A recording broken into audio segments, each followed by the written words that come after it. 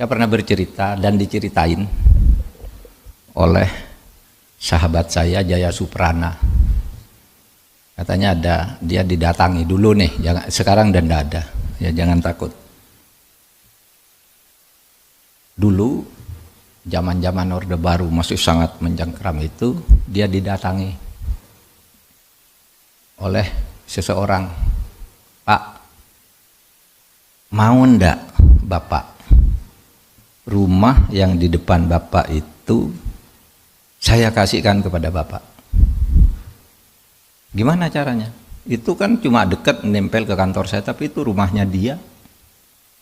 Kalau Bapak mau, kita bisa buatkan hukumnya. Itu namanya industri hukum. Gimana caranya? Laporkan bahwa dia nyerobot tanah Bapak, nanti kita buat buktinya lah, atur dengan polisi, atur dengan BPN, atur dengan ini. Jadi Pak, itu industri hukum. Bukan hukum perindustrian tuh, bukan hukum industri. Kalau hukum industri itu enak, gampang, tapi industri hukum. Dan orang bisa punya 1000 akal untuk melakukan itu. Tanah, ini yang sekarang mafia tanah. Gila saudara. Itu yang dikritik oleh Anwar Abbas, bahwa ada ketimpangan kepemilikan tanah. Itu ya betul. Tetapi itu yang legal yang disebut itu. Artinya negara memberi secara resmi, cuma tidak adil. Oleh sebab itu Pak Jokowi menjawab, loh itu kan terjadi dulu. Sekarang kita wajib melanjutkan karena sudah diberikan secara sah. Berdasar hukum, keputusan pemerintah yang diberi secara sah atau dilakukan perjanjian secara sah itu tidak bisa dibatalkan sepihak oleh negara. Nah itu yang legal saja pakai kong kali kong begitu. Ya. Tetapi memang itu terjadi masa lalu. Saya katakan terjadi di masa lalu. Lalu dulu ada yang protes partai. Nah, kalau tidak percaya datang ke kantor saya bilang, saya punya, siapa yang punya HPH sekian juta hektar dan kapan dikeluarkannya, tahun berapa, oleh siapa, saya punya. Kita sekarang justru akan memperbaiki. Jadi benar kata Pak Jokowi, justru kita sekarang mulai menghentikan itu. Yang dulu gimana, yang terlanjur orang menyebut 1% menguasai 70%, 1% penduduk yang saya baca itu. Kemarin kan 1% menguasai 50 berapa gitu. Yang saya baca itu 1% penduduk menguasai 70. Itu pernah ditulis oleh seseorang di Kompas.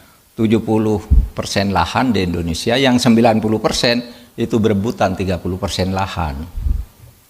Itu ada enggak? Ada. Dan itu dibuat melalui proses-proses hukum yang secara formal sah. Tapi saudara, ada yang tidak sah. Seperti yang terjadi di Indonesia Timur itu, di mana tanah negara sudah diserahkan, diberikan oleh adat kepada pemerintah. Nih, saya serahkan ke negara. Kepala adat sudah tanda tangan semua. Tiba-tiba dibagi ke perorangan. Bagi.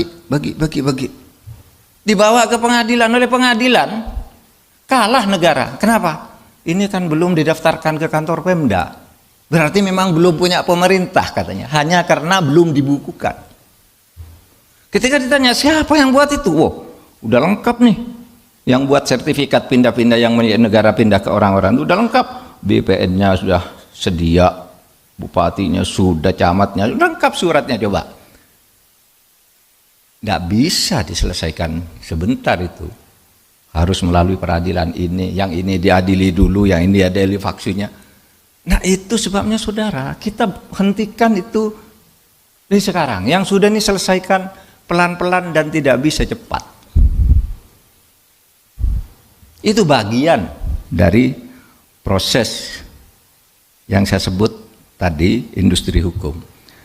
Nah industri hukum itu melahirkan apa yang disebut mafia hukum. Apa? Dulu mafia hukum itu namanya, dulu zaman Orde Baru itu mafia peradilan. Mafia peradilan itu hakim, jaksa, polisi main, pengacara main. Nanti kasus pidana, Polisi, oh kasih pasal ini aja.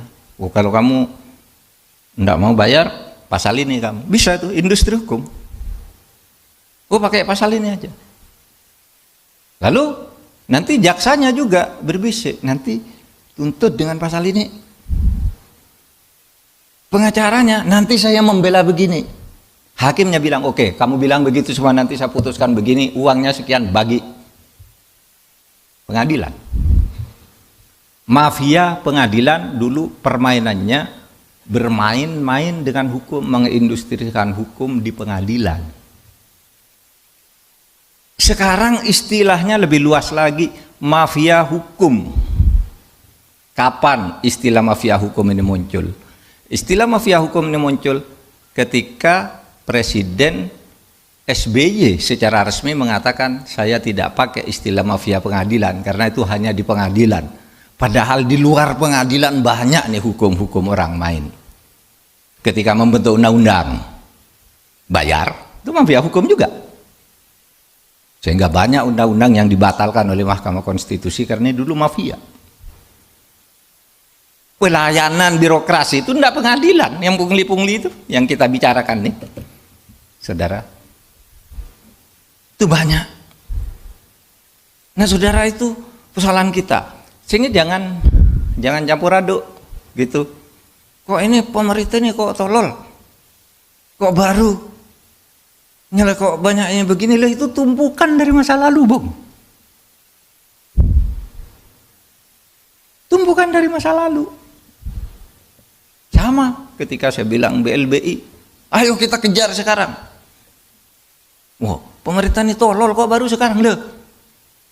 Saya kan baru jadi menteri, saya bilang, dulu mana tahu saya yang begitu. Sekarang saya kejar, saya bilang. Itu kan tumpukan dulu. Dan itu dulu sebenarnya udah benar. Pemerintahnya sudah dibawa ke DPR, pengadilannya sudah begitu. Sekarang tinggal nagih. Ya tagih sekarang. Mau perkara, ya perkara saja gitu.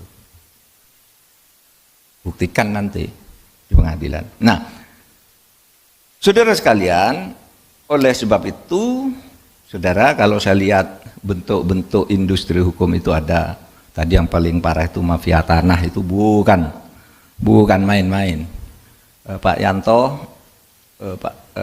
Pak Yanto ya, saya beberapa tahun yang lalu, Bapak belum jadi pejabat di Kejaksaan Agung, ada orang di Bekasi, Pak, ngadu ke saya nih, bawa berkas tanah. Tanahnya dikuasai oleh pengembang, dia tidak pernah beli, tidak pernah jual. Tidak pernah jual. Lapor, gitu, ke polisi, malah dia yang laporkan pengadilan. Lalu katanya kasusnya masuk Kejaksaan Agung. Masuk ke saya tuh.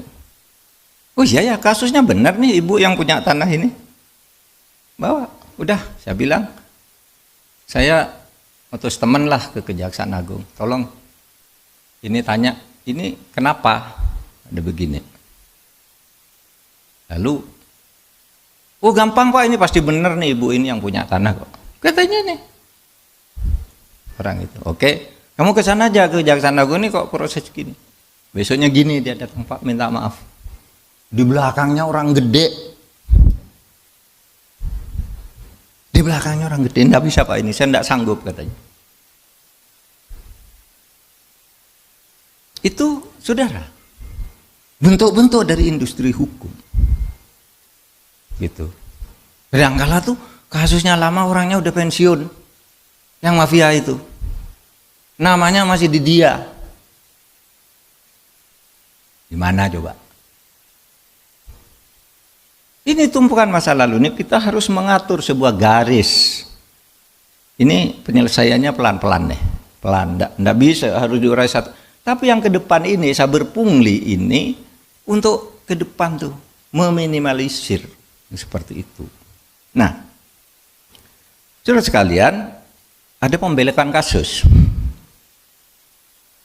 Ini perdata menang, sudah kasasi menang, tiba-tiba dilaporkan, ini menangnya karena nyuap hakim katanya. Tidak bisa dieksekusi karena katanya ada laporan polisi coba. Padahal ini sudah menang kasasi. Diadili lagi pidananya, menang lagi. Sesudah menang, ini perdata menang, ini menang. Dilaporkan lagi, katanya dulu ada akta palsu. Tidak bisa dieksekusi lagi. Industri hukum. Saudara, ini tidak bisa perorangan, kebijakannya ada di presiden, ya begini-begini, tapi di bawah itu sudah menjadi limbah industri hukum itu. Nah, itulah tugas kita. Yang ke belakang, oke, itu sulit, mari kita ke depan. Nah, caranya gimana itu semua? Saudara, saya mengajak kita semua, mari kita menjadi penakut.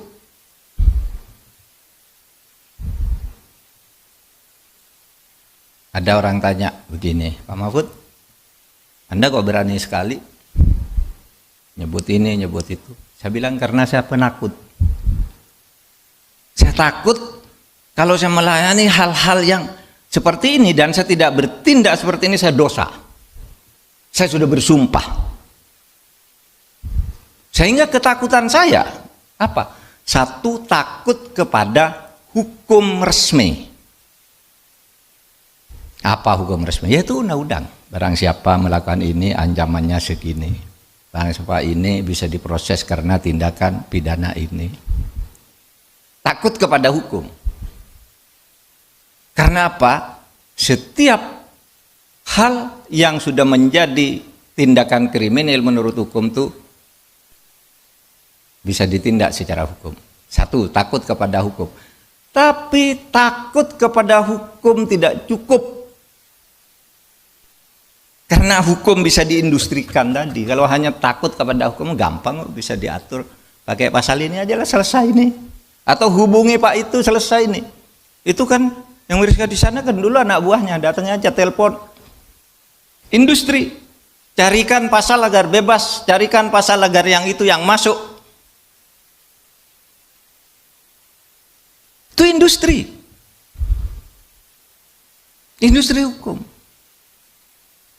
Gitu. Maka saya katakan tidak cukup takut pada hukum. Tapi takutlah pada sanksi moral. Takutlah pada sanksi otonom. Kalau sanksi hukum tuh sanksi heteronom namanya. Polisi sama Pak Agung tangkap itu heteronom, nggak boleh dilawan, nangkap. Kasih Pak Yanto Amir, ajukan ke pengadilan.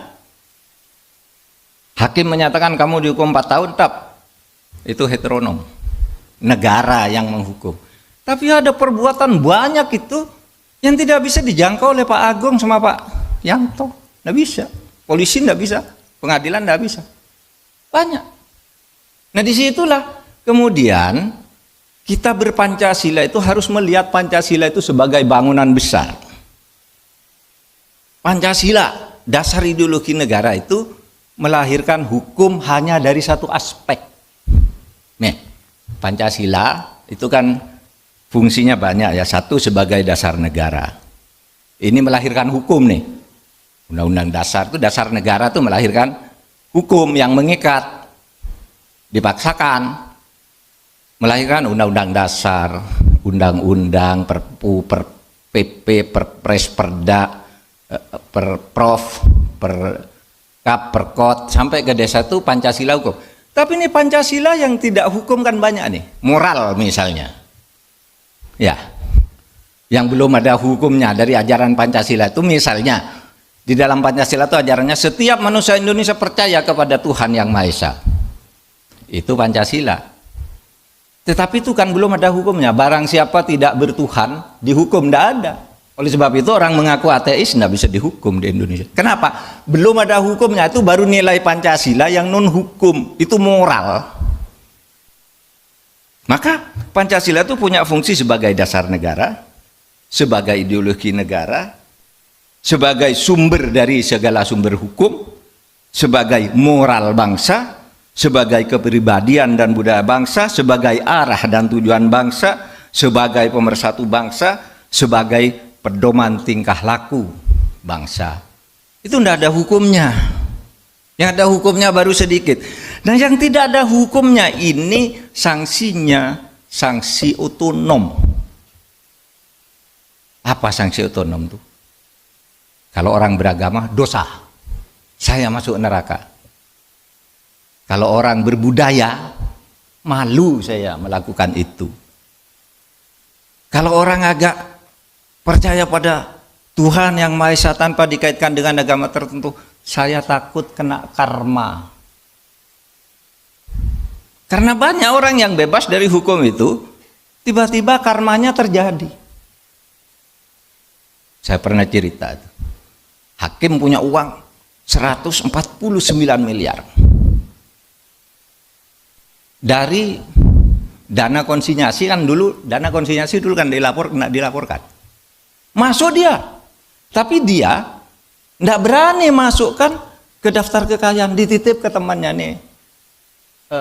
Pak Agung titip nih uang ya, ini punya saya ya, tapi kamu buat rekeningnya agar saya tidak ketahuan. Begitu pensiun, Pak Agung lari. Mau lapor ke siapa? Mau lapor, kamu kok laporkan itu berarti kamu dulu korupsi, tangkap dia. Ya kan? Karma. Ada lagi yang istrinya bawa uangnya selingkuh dengan bawahan suaminya yang korupsi itu, nggak berani lapor lagi. Itu namanya hukuman otonom. Bahkan kalau ada yang mengatakan ada orang tabrak mobil jedat gitu. Nah itu kalau korupsi katanya, padahal itu belum tentu dan mungkin tidak ada hubungan. Tapi masyarakat menghukum begitu, rasain lu. Seorang yang berlaku korupsi membuat industri-industri hukum itu meskipun bebas dari hukum tapi tidak takut pada hukuman otonom, maka dia akan mendapat neraka. Bukan di akhirat neraka itu bagi saya, neraka itu bisa di dunia juga. Selalu takut, malu, tertekan, disandra oleh bodyguard. Karena apa? Dia sudah keluar, takut kan nyewa orang, bayar terus, diperas terus. Kalau enggak, saya bongkar kamu. Loh, hidupnya enggak ada gunanya akhirnya. Seperti ini tadi, yang hakim itu tadi, yang punya uang 149 miliar. Akhirnya apa, saudara?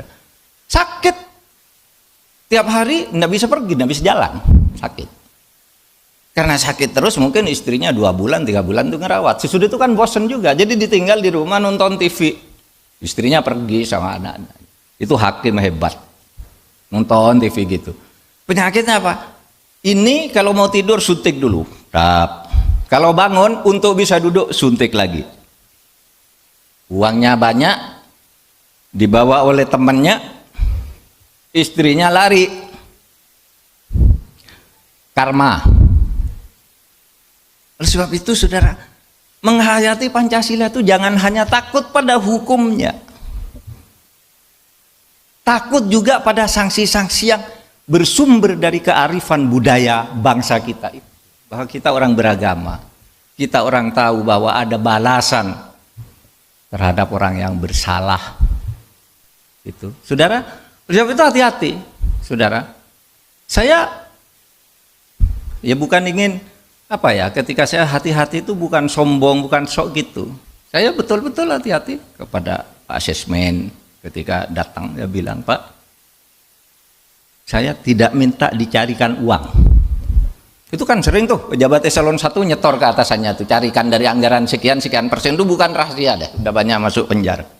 Saya bilang, Pak Sesmen, ketika pertama, Pak, saya menteri di sini, saya bisa cari uang sendiri. Jangan coba-coba ada pejabat menyediakan uang saya.